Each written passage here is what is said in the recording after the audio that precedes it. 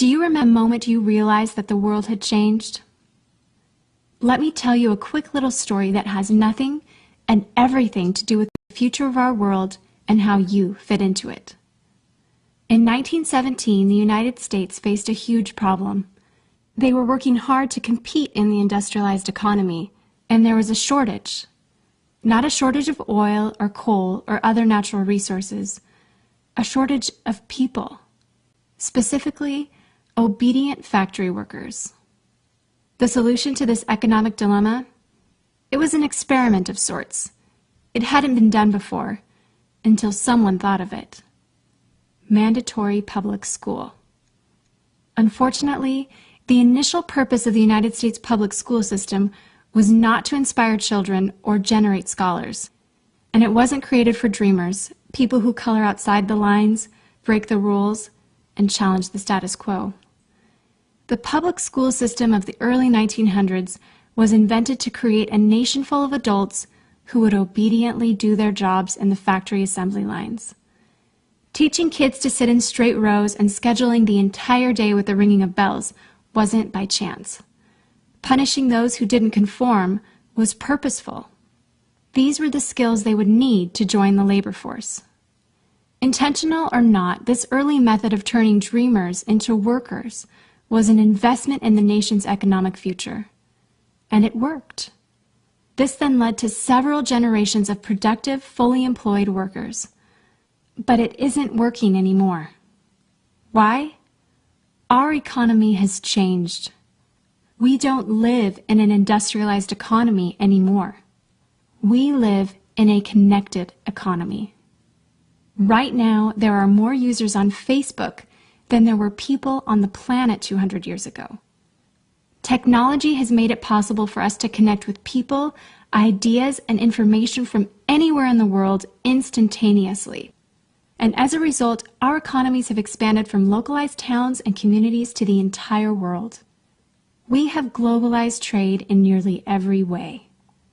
In the past, the obedient, do-what-you're-told without question people were rewarded for working hard and putting their dreams aside in order to toe the line. They were given well-paying jobs that led to long-term careers. They were guaranteed pensions, benefits, and the promise that they would always be taken care of. And they were. But that promise is gone for most of us today. Even if you have a white-collar job, the majority of white-collar workers are still working in a factory. Instead of operating a sewing machine or welding a widget, they now push pencils, type on keyboards, or process paperwork.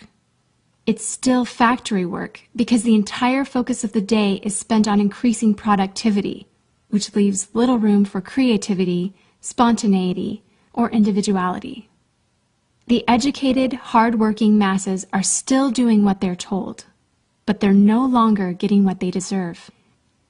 Even if you do everything you are told to do today, graduate from high school, go to college, get a degree, work hard in whatever job you can find, if you're lucky enough to find one, you're not guaranteed anything.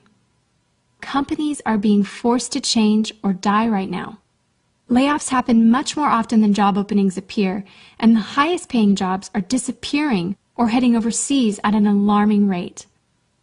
If you have a job where your boss tells you exactly what to do, he or she will always find someone cheaper than you to do it. Did you know that the average length of a job today is about 4.5 years? Contrast that to the 1960s when it was 40 years. The connected economy rewards a different group of people. It rewards the people who see things differently, who don't conform, people who have ideas that no one else has, people who are willing to work hard but know that the old way of doing things is broken. The connected economy rewards you not for being a cog in the wheel of life, but for standing up and reaching out. The connected economy rewards the connectors. Whether it's connecting a person to a person, a business to a business to a product, or a product to a person, those who learn how to connect are the ones who will survive and excel in the connected economy. That is how the world has changed. It's not about to change. It already has. Things are different now, and they're not going back to the way they used to be. Look at Facebook. What's their product? It's you. Your network, your information, your ideas, they all have value. Does Facebook pay you for the money they make selling your information to advertisers? No. But we still use it because we have an innate desire to connect with people. In fact, neuroscientists have found that we are actually hardwired to connect with each other. Some people know how to leverage this innate ability in today's economy, but most don't. And because they don't know how to do it, most of them are paralyzed with fear, resisting the shift, despite clear indications telling them it's time to change. In 1917, a group of people performed an experiment that forever changed the way that we earned a living. The world today is facing another huge problem. We're facing a shortage of our own. Not a shortage of factory workers or consumers. The world has enough of those. We have a shortage today of dreamers and connectors. And so, we're holding our own little experiment. And you happen to be the subject of it. This 8-minute presentation was specifically designed to seek out and find the connectors around us.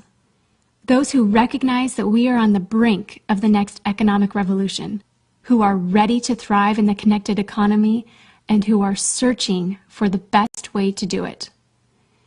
The internet and technology are rapidly changing the way that we do everything today, including how we make a living. It's not too late to embrace the change and find a way to make yourself relevant and profitable in our brave new world. And that's why we've invited you here today.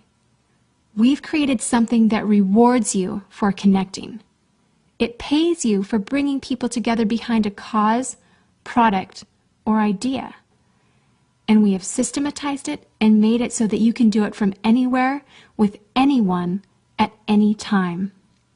If you are passionate about helping people, if you are passionate about changing lives, if you want to position yourself to be a capitalizing force within the connected revolution instead of just a bystander, let's start now.